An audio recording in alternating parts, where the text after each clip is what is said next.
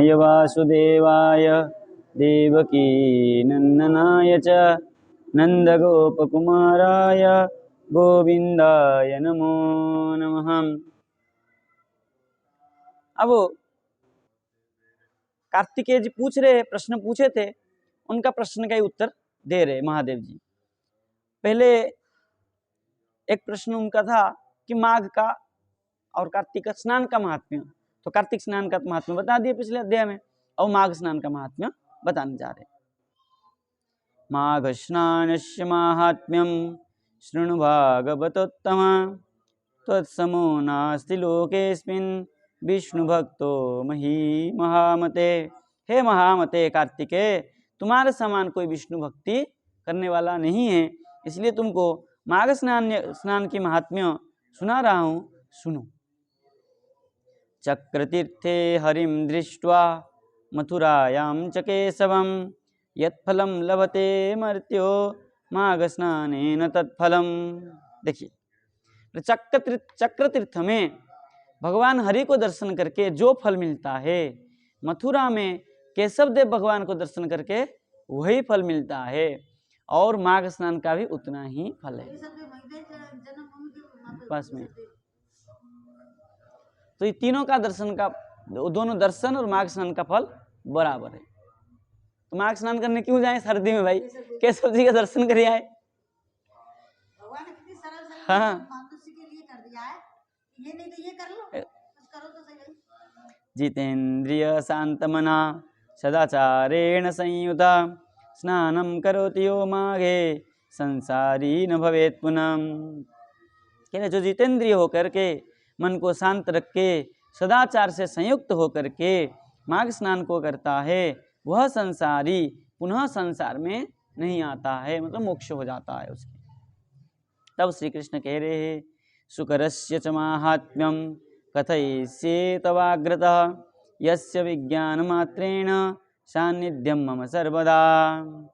कहते शुकर बराह क्षेत्र का महात्म्य भी कथयिष्ये तवाग्रतः, तुम्हारे सामने बराह क्षेत्र का महात्म्य भी हम बताएंगे।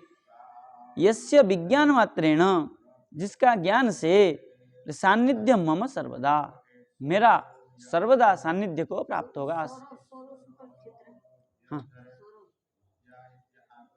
तब सूत जी कह रहे हैं, इत्युक्त्वा भगवान कृष्ण सत्यायै बहुधा जगौ, तदहं संप्रवक्ष्यामि तशृणुध्वं तपोधना। हे तपोधना, ऋषियों, सूत जी कह रहे ऋषियों तपोधना, जो भगवान कृष्ण ने सत्यभामा को इस प्रकार की कथा सुनाए थे, ये तुम्हारे सामने में प्रवक्ष्यामि, मैं कहने जा रहा हूँ, वो सुनिए। ये तो माघ स्नान तक कह दिए, इस प्रकार और जो बातें हैं वो और है, जो भगवान कृष्ण ने सत्यभामा को सुनाया था, वो भी तुम्हें सुना रहा हूँ, सुनो। श्री कृष्ण वाच, श्री कृष्ण ने क्या कहा था, बोले पंचयोजन विस्तीर्णे सुकरे हरिमंदिरे, यस्मिन् वसति यो जीव गर्दभोपि चतुर्भुज। बोले पंच योजन विस्तीर्ण, जो शुकर क्षेत्र है उसमें जो हरि मंदिर है, उसमें जो जीव निवास करता है, शुक्र क्षेत्र में जो जीव निवास करता है, यदि गर्दभ हो, गधा भी हो, तो क्या होता है, चतुर्भुज भगवान को प्राप्त करता है। मतलब क्या है, सारूप्य मुक्ति को, सारूप्य भगवान के चार भुज हो जाएगा, सारूप्य प्राप्त करेगा। बोले त्रीणि हस्त सहस्राणि त्रीणि हस्त शतानि च त्रयो हस्ता शुकरस्य परिमाणं विधीयते। ये शुकर क्षेत्र है, 3000 हस्त और 300 सहस्र, 3300 और 3 हाथ उसका लंबा चौड़ा है। इतना बड़ा शुक्र क्षेत्र का परिमाण बताया है। और 60 वर्ष सहस्राणि योन्यत्र कुरुते तप तत्फलम लभते देवी प्रहरार्धेन शुकरे। बोले 60,000 वर्ष यदि कोई तप करता है, जितना फल है उतना फल एक रात्रि, अगर वहाँ एक रात्रि निवास करे तो तो उतना ही फल है। तो शुक्र बराह क्षेत्र में जाके एक रात्रि का निवास करना और 60,000 वर्ष तपस्या करने की बराबर है। बोले सन्निहत्याम कुरुक्षेत्रे राहुग्रस्ते दिवाकरे तूला पुरुषदानेन तत्फलम परिकीर्तितम। बोले जब ग्रहण काल में कुरुक्षेत्र में स्नान करने से जो फल मिलता है वो तुला पुरुष दानेन, तुला पुरुष, तुला दान जो देते हैं पुरुष का, उतना ही फल है। मतलब तुला दान में जितना फल है उतना फल उस कुरुक्षेत्र में ग्रहण में स्नान करने से। काश्याम 10 गुणम प्रोक्तम वेण्याम 100 गुणम भवेत सहस्त्र गुणितम प्रोक्त गंगा सागर संगमे। काशी में उसका 10 गुण है, पुण्य होता है। और बेण्याम, बेणी नदी कहाँ है? बेणी वो दक्षिण में है ना, गोदावरी, गोदावरी और बेणी वही आसपास में। तो ये दक्षिण भारत में ही, नासिक में भी है, वहाँ भी है। वो नासिक से होते हुए घूमते हुए दक्षिण भारत होते हुए जाके समुद्र में मिलती है। हाँ, तो ये बेणी नदी भी उधर ही है। तो इसमें स्नान करने से उसका 100 गुण पुण्य होता है और सहस्त्र गुण होता है। गंगा सागर स्नान करने से माघ मास में उसका 1000 गुण पुण्य होता है। बोले अनंतम चैव विज्ञेयम सुकरे हरि मंदिरे अन्यत्र ददते लक्ष्यम संविधानेन भामिनी। बोले सुकर क्षेत्र में उसका अनंत गुण लाभ पुण्य होता है और अन्यत्र ददते लक्ष्यम संविधानेन भामिनी, और उसके अलावा और कहीं अगर स्नान किया जाए, मतलब और कहीं पुराना आदि में पुराणांतर में कहा है उसका लक्ष्य लाख गुना पुण्य होता है। शुक्र बराह क्षेत्र का महात्म्य बता रहे। इहैवेकेन दत्तेन शुकरे तत्समं भवेत् शुकरे च तथा वेण्याम गंगा सागर संगमे। इस प्रकार एकेन दत्तेन, कोई भी एक में स्नान करने से शुकरे तत्समं भवेत्, शुकर क्षेत्र का ही बराबर होता है। पुराणांतर में ऐसा कहा है, शुकरे अथवा वेण्याम अथवा गंगा सागरे, गंगा तीनों का फल एक ही है। माघ में गंगा सागर स्नान। सक्रिय देव नर स्नात्वा ब्रह्महत्याम विपोहति। थोड़ा सा भी स्नान करे तो ब्रह्महत्या जैसे दोष भी नष्ट हो जाता है। अलर्केण पुरा प्राप्ता सप्तदीप वसुंधरा द्युकर क्षेत्र महात्म्यम श्रुत्वा च गजगामिनी। हे गजगामिनी, कौन? सत्यभामा गजगामिनी। इस प्रकार जो श्रवण करता है शुकर क्षेत्र का महात्म्य को, वो अलर्केण पुरा प्राप्ता सप्तदीप वसुंधरा, सप्तदीप वसुंधरा का क्या हो जाता है? वो राजा बनता है, इसको जो श्रवण करता है। कार्तिकेय उवाच, कार्तिकेय जी ने क्या कहा देखिए, भगवत् श्रोतुमिच्छामि व्रतानाम उत्तमं व्रतम विधिं मासोपवासस्य फलं चास्य यथोचितम। बोले हे भगवान, जो व्रतानाम उत्तम व्रतम मैं सुनना चाहता हूँ, व्रतों में उत्तम व्रत क्या है वो मुझे बताइए, और उसका विधि और मास उपवास का फल, मास उपवास का फल और उसका विधि मुझे बताइए, मैं सुनना चाहता हूँ। यथा विधि नरे कार्या व्रतचर्या यथा भवेत् आरभ्यते यथा पूर्वम समाप्यम ही तथा यथा विधि। बोले उसका किस प्रकार आरंभ किया जाए, व्रत का आचरण कैसे किया जाए व्रत काल में, और उसका समाप्त कैसे किया जाए, उसका सकल विधि को मुझे बताइए। यावत् संज्ञम तु कर्तव्यम तद्ब्रूहि तत्प्रब्रूहि महेश्वर व्रत में तत्सुख श्रीदम विस्तरेण ममानघ। हे अनघ, हे निष्पाप, मुझे इस व्रत के विषय में क्या सुख प्राप्त होता है, श्री क्या कैसी श्री प्राप्त होती है, वो मुझे विस्तार से सुनाइए। तो महादेव कह रहे हैं तत्ब्रूहि, मुझे मैं वो कह रहा हूँ तुम सुनो। श्री भगवान श्री महादेव कह रहे रुद्र उवाच, पावके साधु सर्वं ते यत्पृष्टं प्रब्रूहे नघ भक्त्या मते मतां श्रेष्ठ शृणुस्व गदतो मम। तुम बहुत बड़े भक्त हो, अनघ हो, निष्पाप हो और पवित्र करने वाले साधु स्वभाव के हो, इसलिए तुमने जो कहा, पूछा प्रश्न, भक्ति के साथ मैं सुनाता हूँ, तत् शृणु, उसको श्रवण करो। सुराणां च यथा विष्णु, स्तपतां च यथा रवि, मेरु शिखरिणां यद्वे द्वैनते यश्च पक्षिणां, तीर्थानां तु यथा गंगा, प्रजानां तु यथा वणिक्, श्रेष्ठं सर्वव्रतानां तु तद्वन्मासोपवासनम। कह रहे सुराणम, सूर मतलब देवता, देवताओं को जो है विष्णु तप है, विष्णु के जो तपस्या करने वाले हैं, कैसे है वो? जैसे रवि सूर्य प्रकाशित करता है, ऐसे ही देवता विष्णु के तपस्या करके प्रकाशित करने वाले आत्म प्रकाश को प्राप्त करते हैं। और मेरु शिखरिणाम यद बधे, जो मेरु का शिखर में, मतलब हिमालय की शिखर में, मेरु शिखर में जो रह करके कौन रहता है? पक्षियाँ। जो पक्षियाँ इस प्रकार के व्रत करते हैं, वो क्या करते हैं? ऊपर से ऊपर उड़ने की सामर्थ्य उनको मिलता है।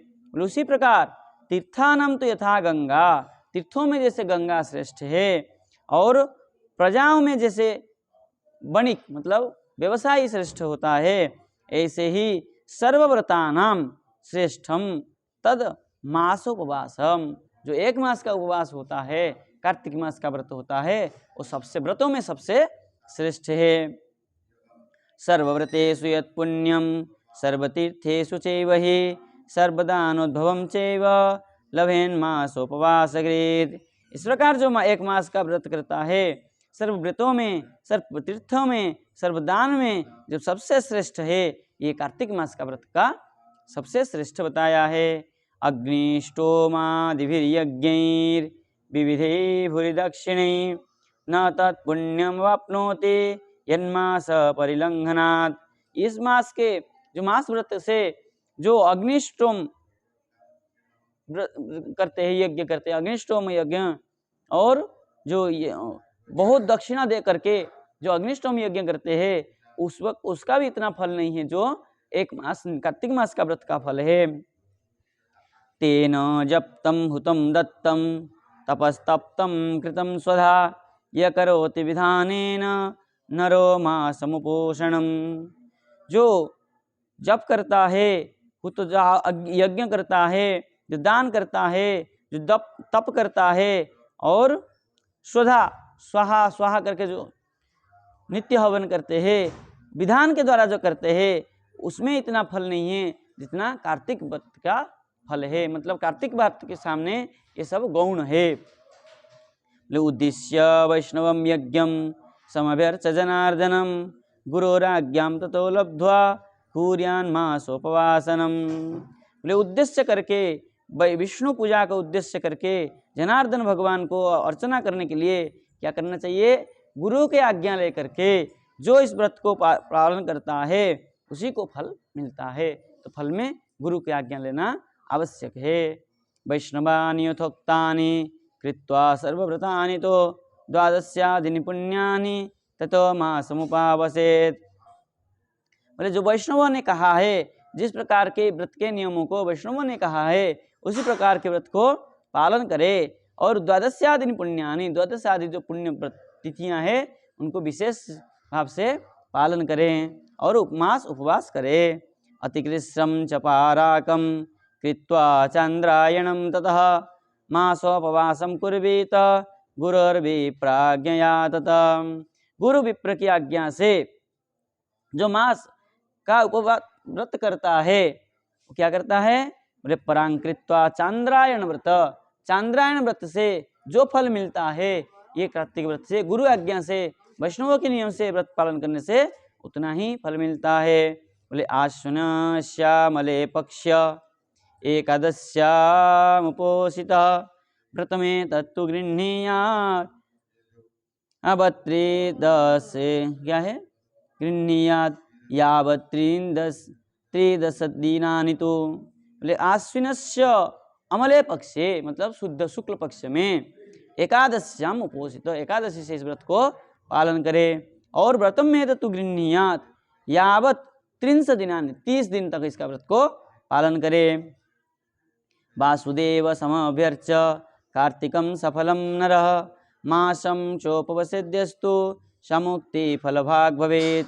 जो वासुदेव भगवान को समय व्यर्थ सम्यक भाव से पूजा अर्चना करके और कार्तिकम सकलम नर, जो कार्तिक को सकल मनुष्य इस प्रकार के व्रत करते हैं, बोले मासम चौबसद्यस्तु समुक्ति फलभाग भवेत्, वह व्यक्ति मुक्ति का फल को पाने वाला हो जाता है, मतलब भागीदार हो जाता है। अच्युतस्यालये भक्त्या त्रिकालं कुमुदे शुभे मालतिन्दे बरेर्बुध्नि कमलैश्च सुगन्धिभिः। बोले अच्युतस्य अमले भक्त्या, अमल निर्मल भक्ति के द्वारा अच्युत भगवान का त्रिकाल कुमुदे शुभे, तीनों काल में शुभ समय में क्या करे, भगवान का पूजा करे। और मालती इंदि बरेर बुद्धि, मालती और इंदि मतलब चंद्रमा कोई फूल होगा, कमल पुष्प सुगंधित पुष्प के द्वारा भगवान की पूजा करे। और कुसुम शीर कर्पूरे विलिप्य वरचंदने नैवेद्यापूपदीपाद्ये रचयेद्य जनार्दनम। कुसुम और कर्पूर भगवान को चंदन से द्वारा लेपन करे और नैवेद्य धूप दीप पाद्य अर्चयेद जनार्दनम, इस प्रकार के भगवान के अर्चना करें। और मनसा कर्मणा वाचा पूजयेद गरुड़ध्वजम कुर्वन्नर स्त्री विधवा बृहद भक्ति जितेन्द्रिय। बोले मनसा कर्मणा वाचा, मन से कर्म से वाणी से भगवान की गरुड़ध्वज भगवान के पूजा करे। और स्त्री हो पुरुष हो विधवा हो बृहद बड़ा आदमी हो छोटा आदमी हो कैसे भी हो, भगवान इंद्रिय को जीत करके भगवान की कार्तिक व्रत का उपासना करे। नाम नमे बतथालापम विष्णु कुर्यादहर्निशम भक्त्या विष्णु स्तुतिर्वाच्या मिथ्यालाप विवर्जिता। क्या क्या छोड़े, मिथ्या बोलना छोड़ दें और भगवान की स्तुति भक्ति करे, स्तुति करे वाणी के द्वारा।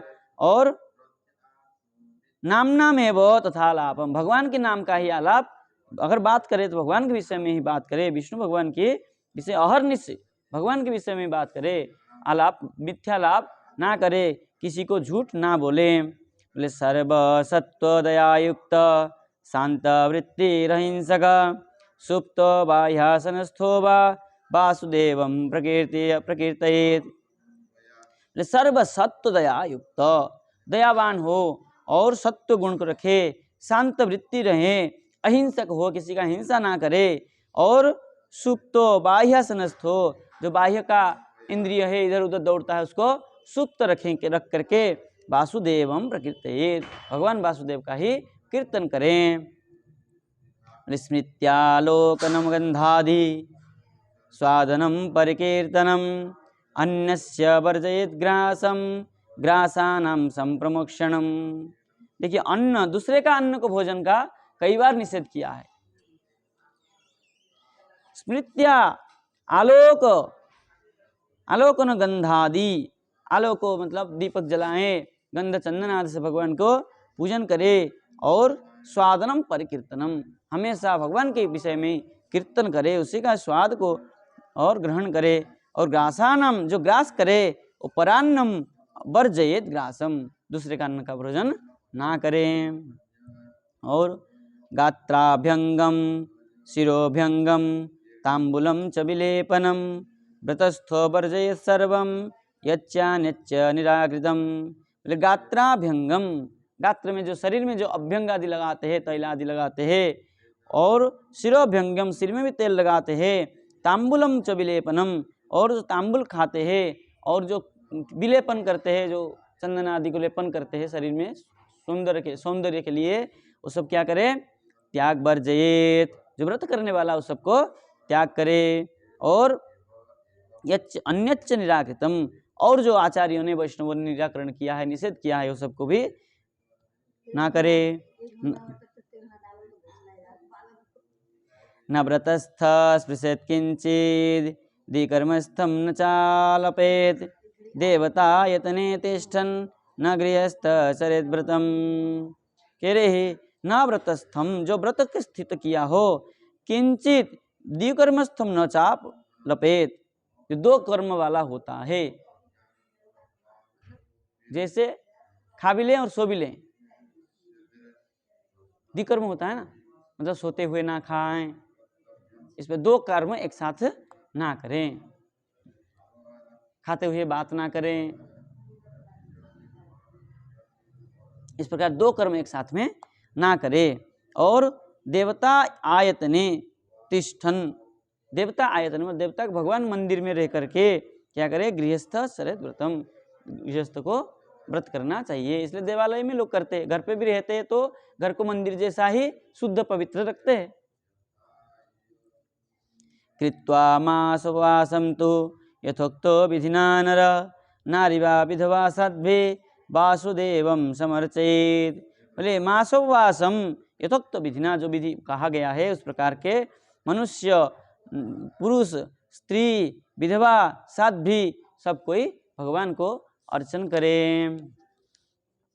अन्युनाधिकमेवं तु व्रतं त्रिंशदिनैरिदं कृत्वा मासवासं तु संयतात्मा जितेंद्रिय। थोड़ा कम भी हो सकता है, थोड़ा ज़्यादा भी हो सकता है। 30 दिन का ही नियम है। एक आध दिन अगर क्षय हो गया मास में तब भी करें, और एक आध दिन ज़्यादा भी हो जाए, 31 दिन का महीना हो जाए तब भी उसको 31 दिन का ही पालन करें। ऐसा नहीं 30 दिन का ही हम करें। एकादशी से प्रारंभ किया, अब नवमी को 30 दिन हो गया, मान लीजिए कोई तिथि बढ़ गया तो छोड़ दें, ऐसा नहीं। एकादशी से प्रारंभ किया तो एकादशी तक करें, और जितेंद्रिय होकर के इस व्रत को पालन करें। ततोर्चयेत् देव पुण्यम द्वादश्याम गरुड़ध्वजम पूजयेत् पुष्पमालाभि गंध धूप विलेपने। एकादशी तक इस प्रकार पूजा करके द्वादश्याम, द्वादशी को भगवान गरुड़ध्वज को पुष्पमाला धूप दीप विलेपन करके पूजा करें। वस्त्रालंकार वाद्यश्च तोषयेदच्युतं नर स्नानपयेद्धरिं भक्त्या तीर्थ चंदन वारिभिः। वस्त्र अलंकार वाद्य तोषयेद, अच्युतम जो भगवान को प्रिय है वो सब करे, और क्या है, स्नापयेद्धरि, संस्नापयेद्धरि, भगवान को बढ़िया से स्नान करावे। और तीर्थ चंदन वारिभिः, तीर्थ चंदन, तीर्थ के चंदन, गोपी चंदन, तीर्थ के बारी, जमुना आदि, गंगा आदि के जल, उस सब के से क्या करें, भक्ति के साथ भगवान को स्नान करावें।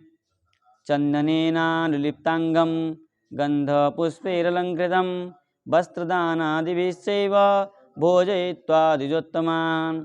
और ब्राह्मण को क्या करे, वस्त्रदान आदि दे करके, चंदन भगवान के जो प्रसादी चंदन अनुलिप्त करके, गंध पुष्प अलंकार देते हुए क्या करें, उनको भोजन करावें। दद्याच्च दक्षिणां तेभ्यो प्रणिपत्य क्षमापयेत्, और दक्षिणा दे करके उनके प्रणाम करके क्षमा प्रार्थना करे।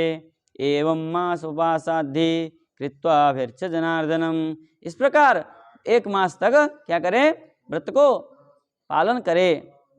इस प्रकार करके भगवान के अर्चना करे। भोजयित्वा द्विजांश्चैव विष्णुलोके महीयते एवं मासवासान्ते कृत्वा विप्रास्त्रयोदश।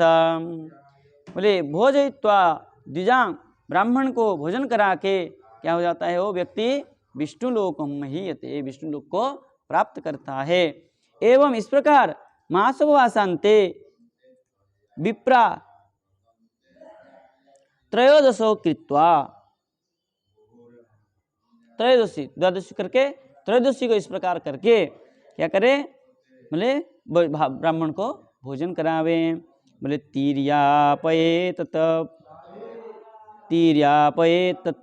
तत्तसवान्यै विधिना येन तच्छृणु कारयेद् वैष्णवं यज्ञ मेकादश्याम उपोषिता। इस प्रकार निर्यापयेत तत् सता ततस्ततान्वयी निर्यापयेत ततस्ततान्वयी विधिना येन तशृणु। इस प्रकार जो बताया है उस विधि को सुनो। क्या करें? और कारयेत वैष्णवम यज्ञ, वैष्णव यज्ञ को करावें।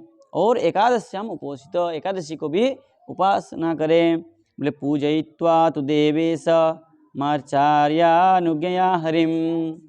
बोले पूजयित्वा देवेश, देव ईशम भगवान ईश्वर को पूजा करके, आचार्य अनुज्ञा हरिम, आचार्य की अनुज्ञा से भगवान को पूजा करके, अर्चयित्वा यथाशक्त्या, जिसका जितना शक्ति है अर्चना करके, अभिवाद्य गुरुम, तथा इस प्रकार गुरु को भी अभिवादन करें। ततोनुभोजयेत ए विप्रान नमस्कार पुरसरम विशुद्ध कुल चारित्रान विष्णु पूजन तत्परान। जो कैसे ब्राह्मण बुलावे? बोले जो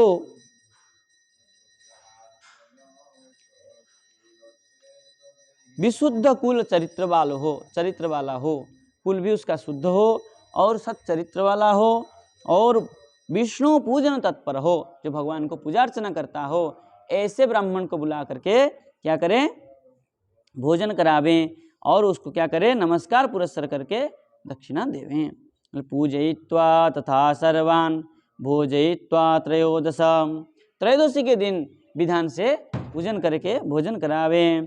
तांबूल वस्त्र युग्मानि भोजनाच्छादनानि च, और तांबुल मतलब पान, वस्त्र ऐसे देकर, जो युग्मान दो वस्त्र पहनने का और ओढ़ने का वस्त्र दे करके, और भोजन आच्छादन दे करके उनको विदाई करावे। योगपट्टानि सूत्राणि ब्रह्मसूत्राणि चैवहि, योगपट्ट और ब्रह्मसूत्र मतलब जनेऊ दे करके, द्विजा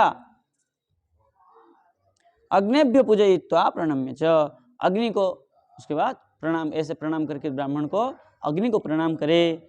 ततोनु पूजयेत शक्त्या शय्यास्तरण संस्कृताम सासादनम शुभम श्रेष्ठाम सोपोध्यानाम अंकृताम। ततः उसके बाद अनुपूजयेत शक्त्या, उसके बाद अनुपूजा करे, शक्ति के अनुसार अनुपूजा करे। बोले शय्यास्तरण संस्कृताम, शय्यादान अगर शक्ति हो तो शय्यादान भी दें। और साच्छादनम शुभम श्रेष्ठा, और शय्या के ऊपर आच्छादन जिसको हम बेडशीट कहते हैं उस प्रकार को भी श्रेष्ठाम। और उसके बाद सामर्थ्य हो तो अलंकार आदि का भी दान करे। बोले कारयित्वा त्वनो मूर्तिम कांचनी तु सशक्तित, अगर शक्ति हो, अपने शक्ति हो तो कांचन सोना में, सुवर्ण में मुक्ति को बना करके दान करें। बोले न्यस्य तस्याम तु शय्याया मर्तयित्वा सृगादिभिः, और बोले शय्या में पुष्प सामर्थ्य हो तो सृगमाला आदि को भी सजा करके शय्या को दें। आसनम पादुकाम छत्रम वस्त्रयुग्ममुपानहु, आसन, पादुका और छाता और वस्त्र और पवित्राणि च पुष्पाणि, पवित्र पुष्प आदि, और शय्यायाम उपकल्पयेत, शय्या का भी उपकल्पना करके सामर्थ्य के अनुसार दान करे। बोले एवं शय्याम तु संकल्प प्रणिपत्य च तान् द्विजान् पार्थयेच्चानुमोदार्थम विष्णुलोक व्रजाम्यहम्। इस प्रकार जो शय्या आदि दान देता है वो विष्णु लोक को प्राप्त करता है। ततो व्रजेन्नर श्रेष्ठो विष्णु स्थानमनामयम् मंडपास्थातान् विप्रान् नीति वाच्यम मुहुर्मुहुः। बोले इस प्रकार नर मनुष्य विष्णु स्थानम मनामयम, जो भगवान के स्थान है, इस प्रकार करके मंडप आदि सजा करके वहाँ क्या करे? कार्तिक व्रत का उद्यापन करे। और अंत में क्या कहे? मंत्रहीनम क्रियाहीनम सर्वहीनम द्विजोत्तमा सर्वं संप्रणतम यातो भवद्वाक्य प्रसादतः विधिर्मास उपवासस्य यथावत् परिकीर्तितः। बोले मैं मंत्रहीन हूँ, क्रियाहीन हूँ, सर्वहीन हूँ। हे ब्राह्मण, मैं इस प्रकार मंत्रहीन, क्रियाहीन, सर्वहीन हूँ। अतः सर्वम संपूर्णताम यातु, मैं जो कुछ किया मेरे सामर्थ्य के अनुसार मेरा सब कुछ संपूर्ण हो, भगवत वाक्य प्रसाद, तो भगवान की कृपा से मेरा सब कुछ हो, इस प्रकार हमें आशीर्वाद दे। ऐसे कह करके क्या करें, ब्राह्मण को प्रणाम करें। इस प्रकार जो कार्तिक महात्म्य में कार्तिक मास का क्या है, व्रत का विधि और नियम को पुनः बताया। पहले ही बताए थे, अब पुनः बताए। ये कौन किसको बताया? कार्तिकेय जी को भगवान महादेव ने बताया। इस बात को कृष्ण ने सत्यभामा को बताया, वही बात सूत जी ने ऋषियों को बताया। सूत जी ने बताया, कृष्ण ने सत्यभामा को बताया था। क्या बताया था? जो बात कार्तिकेय जी को महादेव ने बताया था। इस प्रकार के ये कथन चला। इसके बाद में और एक प्रश्न था कि सालग्राम का कैसे पूजन करना चाहिए, वो आगे अध्याय में बताएंगे। आज इतना ध्यान देते। जय जय श्री राधे श्याम कृष्णाय वासुदेवाय हरे परमात्मने प्रणतक्लेशनाशाय गोविंदाय नमो नमः।